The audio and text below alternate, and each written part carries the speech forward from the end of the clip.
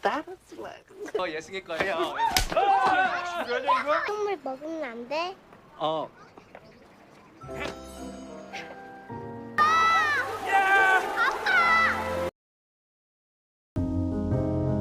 Kadang dunia terlalu kejam untuk orang yang berhati baik. Seorang ayah dengan keterbatasan mental harus menghadapi tuduhan mengerikan yang tak pernah ia lakukan. Tapi di balik penderitaannya ada satu hal yang tak pernah padam, cintanya pada sang putri kecil. Hey Komageran, back with Dendi Mari. Kali ini aku bakal bawain film yang dijamin bikin kamu terdiam di akhir cerita. Tak perlu berlama-lama, siapkan posisi magernya. Dan inilah Miracle in Cell number 7.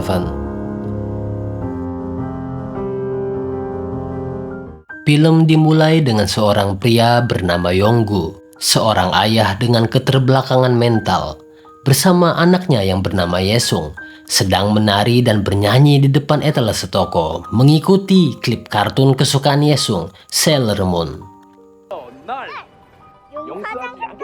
Yesung sangat menginginkan tas kuning bergambar Sailor Moon yang terpampang di etalase toko tersebut. Yonggu pun berjanji nanti setelah gajian ia akan membelikan tas tersebut. Namun sayangnya, tas yang diinginkan Yesung ternyata akan dibeli oleh komisaris polisi untuk anaknya. Yonggu yang melihat itu langsung masuk dan meminta tas tersebut. Tapi sayang, komisaris polisi malah memukulinya. Yesung yang melihat ayahnya dipukuli hanya bisa menangis dan memohon agar komisaris itu berhenti memukuli ayahnya.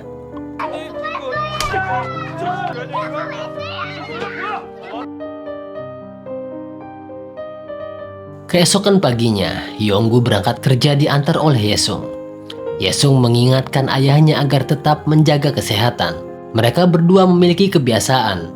Ketika Yonggu akan pergi, Yesung akan menghitung 1-3. Lalu Yonggu berbalik dan memasang ekspresi lucu yang membuat Yesung tertawa bahagia.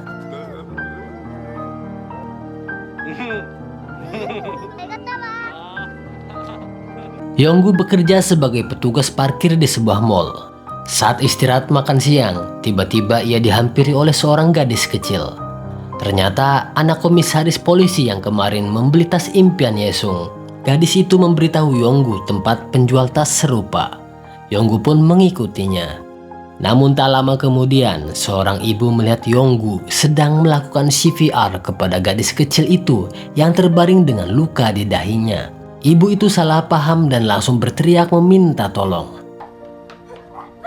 Sementara di rumah, Yesung menunggu ayahnya pulang hingga larut malam. Namun ayahnya tak kunjung datang. Yonggu yang ternyata ditangkap polisi dan dibawa ke TKP untuk rekonstruksi.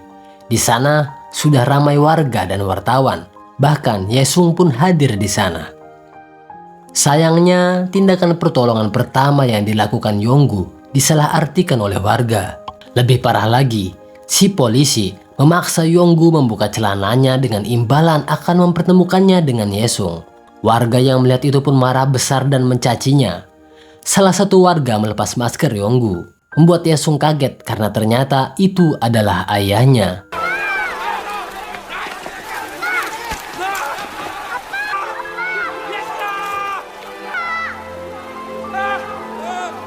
Yonggu pun kembali dibawa ke penjara, sementara Yesung hanya bisa menangis saja.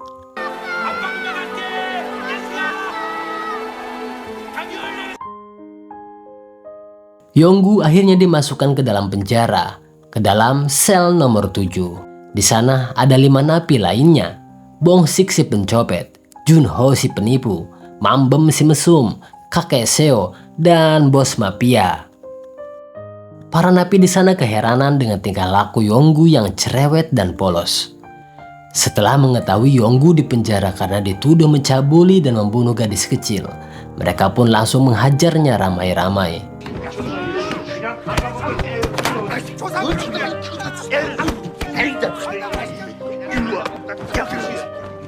Namun saat tahu bahwa Yonggu dijatuhi hukuman mati, mereka langsung diam dan merasa bersalah.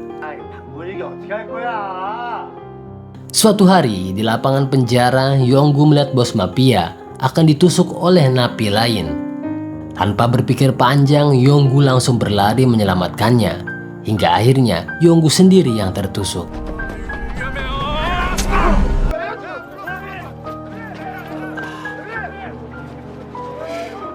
Bos mafia yang merasa berhutang budi berjanji akan mengabulkan satu permintaan Yonggu. Namun, Yonggu hanya berkata satu nama, Yesung.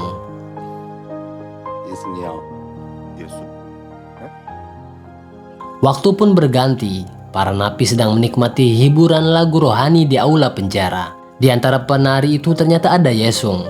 Tak lama kemudian, Yesung menghilang di balik kerumunan. Ternyata ia diselundupkan dalam kardus oleh napi mesum. Yesung pun berhasil masuk ke sel nomor 7. Melihat anaknya, Yonggu langsung memeluk dan menangis. Mereka akhirnya bisa melepas rindu penuh haru.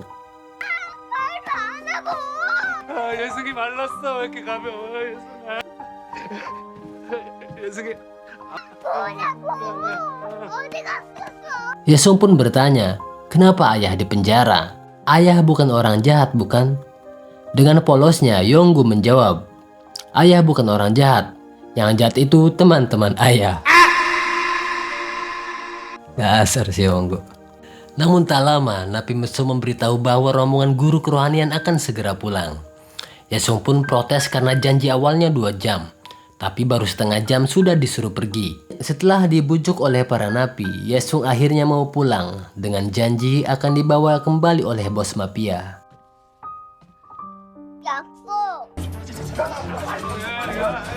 Sayangnya, rombongan itu sudah terlanjur pergi. Sehingga Yesung harus menetap sementara di penjara.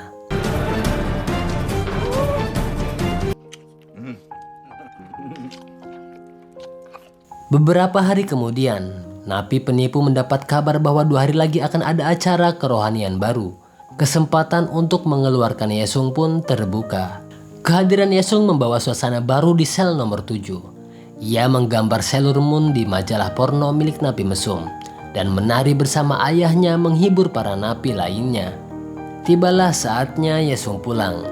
Namun ternyata yang datang bukan rombongan guru kerohanian, melainkan rombongan biksu Shaolin.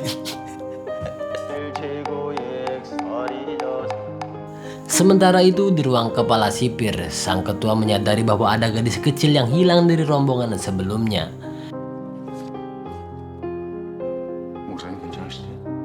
Malamnya, bos mafia memarahi napi penipu karena memberikan informasi yang salah. Tapi tiba-tiba, seorang petugas datang memeriksa sel dan Yesung pun ketahuan.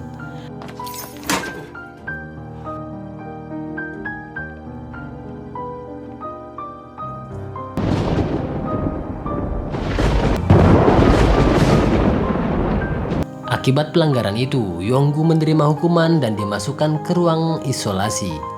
Suatu malam, terjadi kebakaran besar di penjara, disebabkan oleh seorang napi. Kepala sipir memerintahkan anak buahnya mengevakuasi tahanan. Sementara, ia sendiri berusaha menyelamatkan napi penyebab kebakaran. Ia akhirnya terjebak di dalam, namun Yonggu berlari menolongnya dan berhasil menyelamatkan sang sipir. Keesokan harinya, saat kepala sipir dirawat, dokter berkata bahwa jika bukan karena Yonggu, ia mungkin sudah mati. Di ranjang sebelahnya, Yonggu masih tak sadarkan diri. Sementara itu di sekolah, Yesung yang baru masuk SD sedang ditanya oleh gurunya. Namun Yesung berkata, tanya saja langsung ke ayahku, Bu. Akhirnya bu guru itu menemani Yesung ke penjara. Ia menceritakan semua prestasi Yesung pada Yonggu. Dan baru tahu bahwa selama ini keuangan keluarga diatur oleh Yesung yang baru berusia 6 tahun.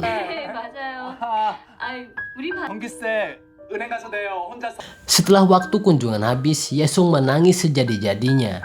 Ia semakin lemah dan akhirnya dirawat di rumah sakit.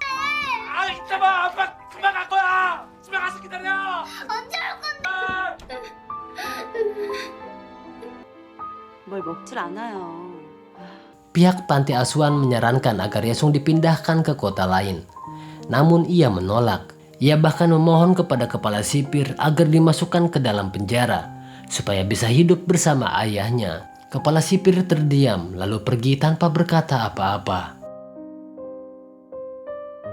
Beberapa waktu kemudian, petugas masuk ke sel nomor 7 membawa kardus berlabel makanan. Ternyata di dalamnya ada Yesung.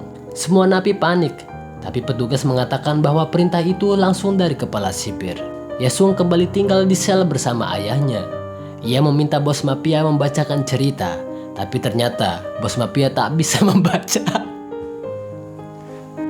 Hal itu membuatnya malu dan murung. Di waktu lain, kepala sipir pergi ke kantor polisi pusat untuk mengecek berkas kasus Yonggu. Setelah membaca, ia menemukan kejanggalan. Kesaksian tertulis sangat rapi, padahal Yonggu memiliki keterbelakangan mental dan tak mungkin menulis seperti itu. Kepala sipir pun menjemput Yesung di sekolah. Kini, Yesung resmi diadopsi oleh sang kepala sipir. Di sel nomor 7, Yesung mengajari bos mafia membaca dan menulis. Tak lama, Bongsik datang dengan lesu karena istrinya sedang melahirkan, tapi ia tak bisa menghubunginya. Melihat itu, Yesung meminjamkan ponsel dari temannya dan memberikannya kepada Bongsik. Bongsik pun menelpon istrinya dan bahagia. Meski sinyal jelek, bahkan harus naik ke atas kloset demi sinyal. Tak lama kemudian, Yonggu mendapatkan kabar bahwa sidang keputusan terakhir akan segera dilaksanakan. Teman-temannya memintanya menceritakan apa yang sebenarnya terjadi. Mereka melakukan reka ulang dan menemukan bahwa gadis kecil itu mati karena terpeleset. Kepalanya membentur aspal dan tertimpa batu bata. Bos mafia lalu bertanya, "Lalu kenapa kamu melepas celana gadis itu?" Yonggu menjawab bahwa dulu ia pernah diajari pertolongan pertama, tapi cara itu disalahartikan. Mengetahui hal itu, teman-teman napi melatih Yonggu agar bisa tegas berkata benar di sidang. 손도장 찍으면 집에 보내준다 무섭게.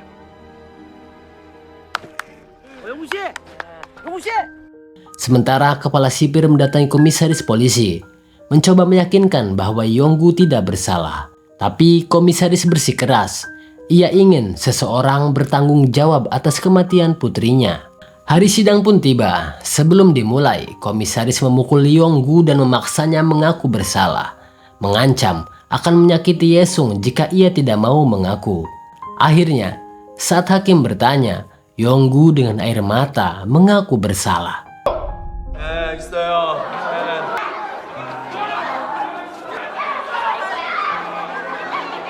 Ruangan pun ricuh. Kepala sipir marah. Tapi Yonggu tetap bersikeras karena ia ingin melindungi putrinya.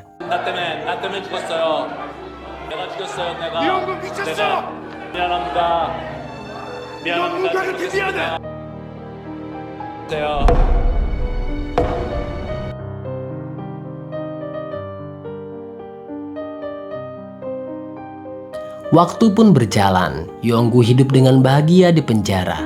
Sesekali dikunjungi oleh Yesung. Yesung pun kini hidup bersama kepala sipir dan istrinya. Hingga suatu hari, kepala sipir mendapat kabar bahwa tanggal eksekusi Yonggu telah ditetapkan, tanggal 23 Desember, tepat di hari ulang tahun Yesung. Ia meminta bantuan guru Yesung untuk mempertemukan mereka terakhir kali.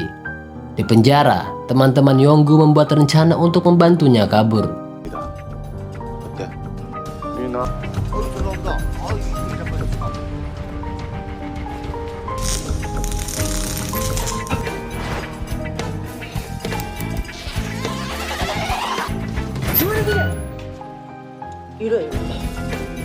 Hari itu, penjara kedatangan anak-anak sekolah untuk pentas seni.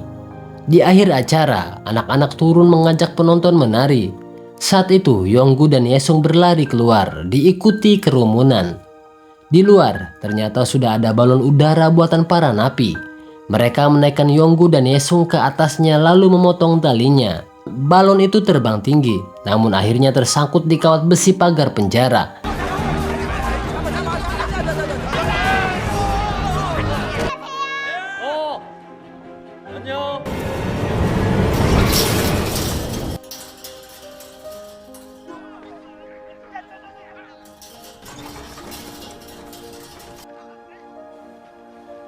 Meski gagal, Yonggu dan Yesung tetap menikmati matahari terbenam dari atas sana. 마오늘은 Hari-hari berlalu hingga tiba tanggal 23 Desember. Para napi di sel nomor 7 merayakan ulang tahun Yesung dengan kue dan hadiah. Bos mafia bahkan memberikan tas Sailor Moon yang dulu diinginkan oleh Yesung. Mereka berpelukan erat tanpa Yesung sadari itu adalah pelukan terakhir dari ayahnya. 고맙습니다. 자, 가만히 있어 봐라. 그래, 예순아. 봐라. 뭐래요? Yonggu lalu keluar dari sel dengan baju bertuliskan pesan dari teman-temannya. Kami mencintaimu. Dengan langkah berat, Yonggu menggendong Yesung menuju pintu penjara. Ia tampak gelisah, berpisah dengan putrinya. Dalam perjalanan, mereka masih melakukan kebiasaan, hitung sampai 3 sebelum berpisah. Namun kali ini, setelah hitungan ketiga, Yonggu tak kembali.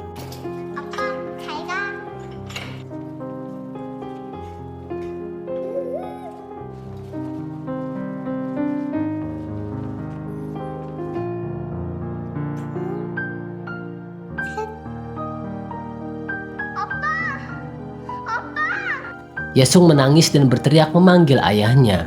Yonggu yang mendengar itu berlari memeluknya, menangis sambil meminta maaf kepada semua orang agar tak memisahkannya dari Yesung.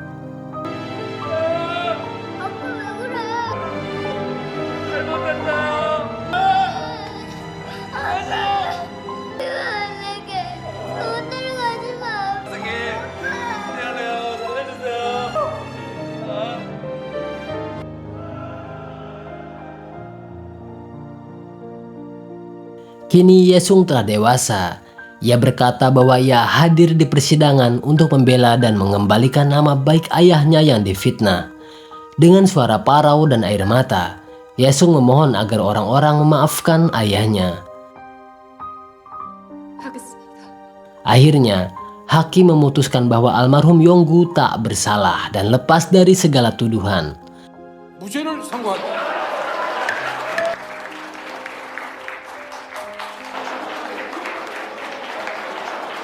Ruang sidang pun bersorak. Yesung hanya terdiam sambil memandangi foto mendiang ayahnya.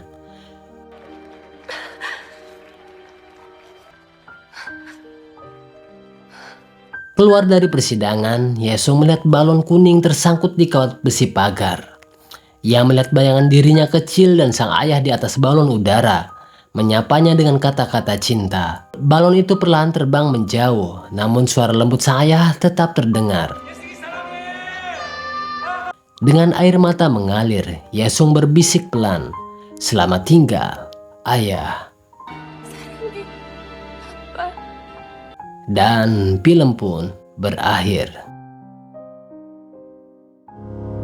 Dan begitulah akhir dari kisah haru antara seorang ayah sederhana dan putri kecilnya.